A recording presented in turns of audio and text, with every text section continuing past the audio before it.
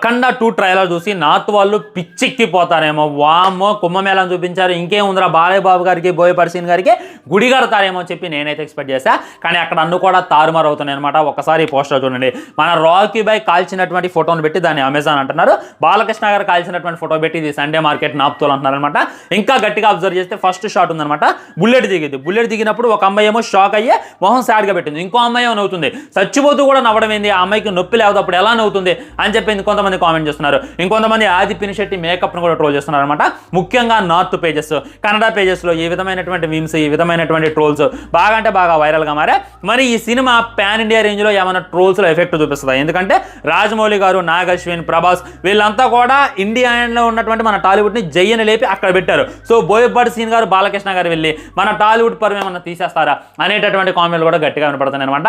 అలాంటిది ఏమి లేనే లేదు, ఎందుకంటే వాళ్ళకి కావాల్సింది ఇదే, సనాతన ధర్మాన్ని హైలైట్ చేసిండు.